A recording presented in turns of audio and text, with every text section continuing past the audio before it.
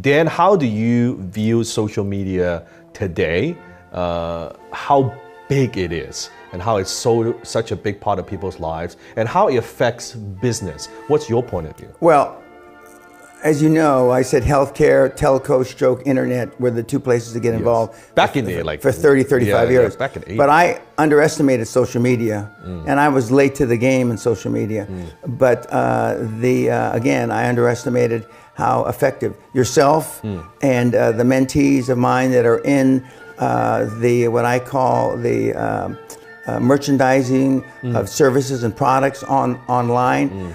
It's unbelievable. As we discussed before we went on camera, it's unbelievable how many people and how many times they look at the for example, YouTube. How many times they continue to look at it. Of course, there's Facebook. There's various other things. There's LinkedIn, which is a great tool for my personal preference for QLA and building dream teams. But I mean, it's everybody's underestimated it. And the growth, as you described, from 1,000 users on YouTube to 1 million users on YouTube, is virtually overnight. And nobody could have even for a microsecond thought that was possible.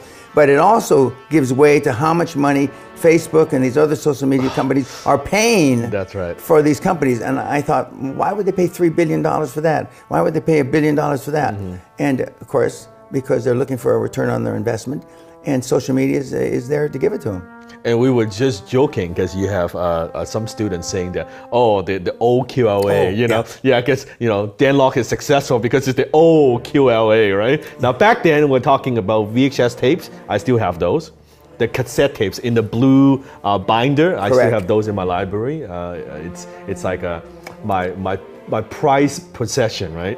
Now it's difficult to find a cassette tape player. Yeah, now if you went into a car, most people watching this don't know that there used to be sections in cars right under the radio where you put these tapes in. Yeah.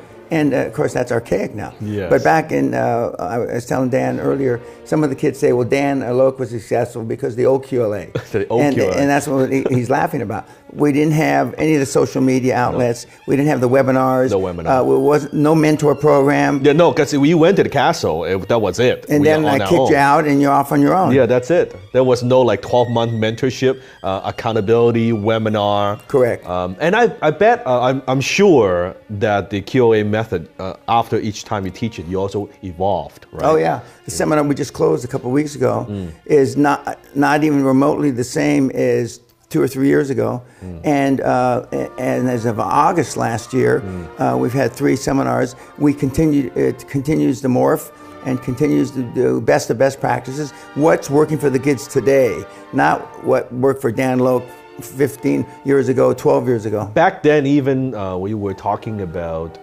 acquisitions. It was Dan was teaching us sending an actual letter out. Correct, a letter. Like an actual envelope stamped, right? Not like an email or LinkedIn or none of that stuff, right? Yeah, and now it's unbelievable. Of course, now we have systems that says LinkedIn, call LinkedIn, or call LinkedIn, call. But it's nowhere are we sending letters out. No, and now I think you also actually give them templates too. Oh, we have processes, procedures, systems, and templates. So fucking lucky, man. Yeah. You guys are so lucky. But they still complain, and so they still complain. Oh yeah, they complain because